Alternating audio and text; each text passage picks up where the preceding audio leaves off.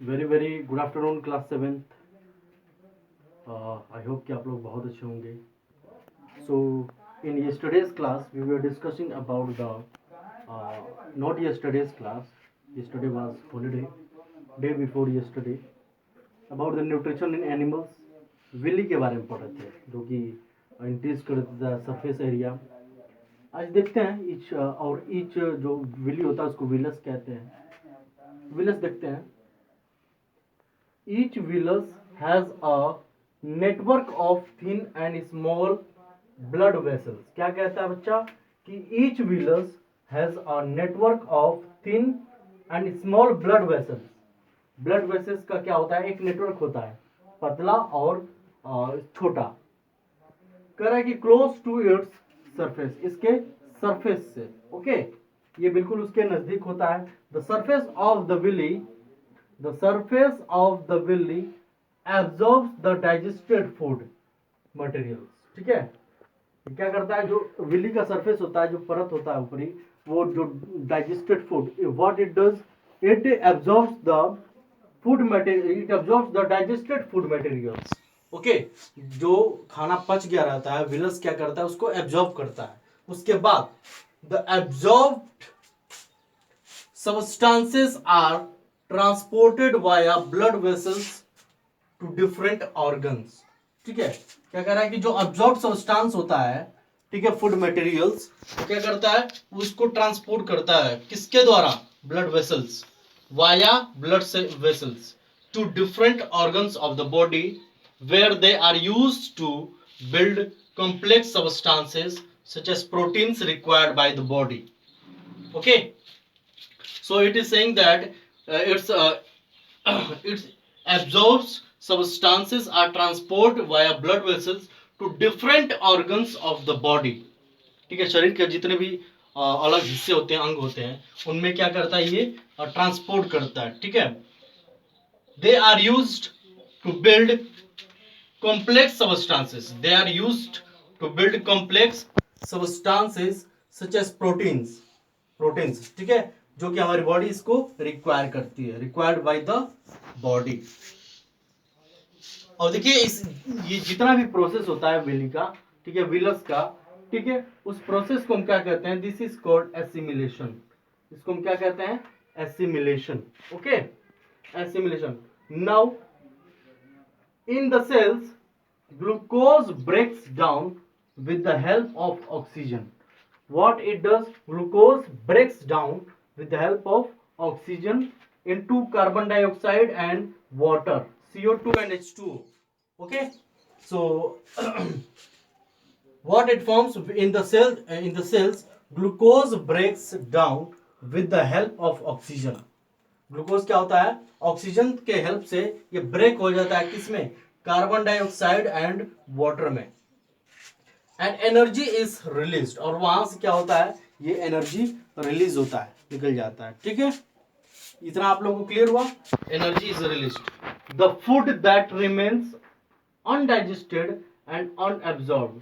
क्या कहता है कि the food that remains undigested and unabsorbed. अब क्या होता है कि ये प्रोसेस करने के बाद कुछ जो फूड होते हैं वो क्या होते हैं? अनडाइजेस्टेड रहते हैं। ठीक है, वो पचते ही हैं, और जो रिमेनिंग्स रहती है उसको देखते हैं यहाँ पे क्या होता है। The undigested and absorbed enters into the large intestine. ये कहाँ पे एंट्री होती है इसकी? लार्ज इंटेस्टाइन में, बड़ी आंत में। क्लियर है? अब लार्ज इंटेस्टाइन के बारे में हम थोड़ा सा देखेंगे। इतना ये क्लियर हो गया होगा बच्चों, आई थिंक। और इसको एसिमिलेशन वाली चीज जो है ये वेरी इंपॉर्टेंट है, इसको ध्यान में रखिएगा। आफ्टर दैट हम देखते हैं लार्ज इंटेस्टाइन क्या होता है, बड़ी आंत। ठीक है, बेसिकली बड़ी आंत थोड़ा सा आपको मैं बता दूं क्या होता है कि इसका भी काम सेम ही होता है, एब्जॉर्ब्स वाटर एंड मिनरल्स। लेकिन यहाँ पे क्या होता है कि इसका जो स्मॉल इंटेस्टाइन होता है उससे थोड़ा सा क्या होता है, ये वाइड होता है और 1.5 मीटर का लगभग होता है। देखते हैं, कह रहा है कि it is wider and shorter than small intestine। small intestine से क्या होता है? ये चौड़ा होता है और छोटा होता है, wider and shorter। ठीक है, it is about 1.5 meter, you can see here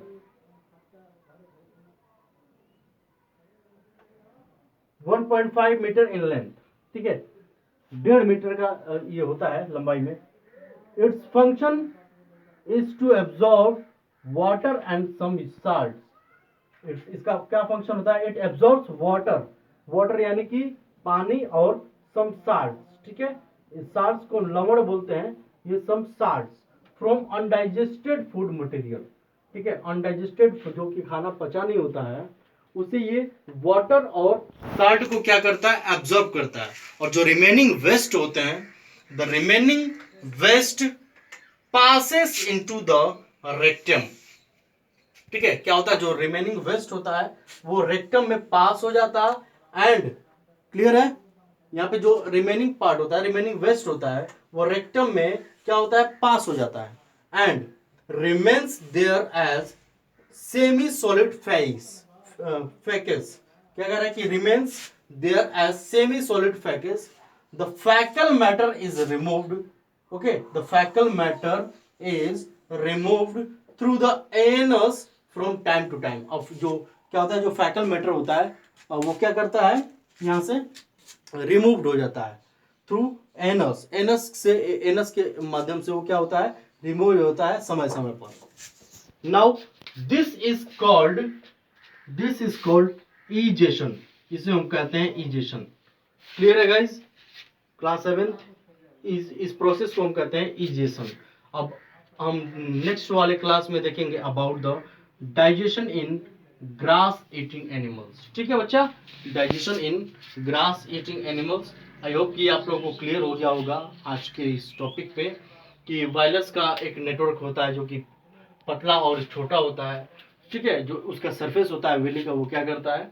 यहाँ से एब्जॉर्ब करता है डाइजेस्टेड फूड को और उसको ट्रांसपोर्ट करता है ब्लड वेसल्स के माध्यम से बॉडी के डिफरेंट ऑर्गन्स में, जहाँ पे उसको बिल्ड करते हैं कॉम्प्लेक्स सब्सटेंस में, जैसे जो कि हमारी बॉडी रिक्वायर करती है, जैसे प्रोटीन, इसको हम एसिमिलेशन कहते हैं, ठीक है।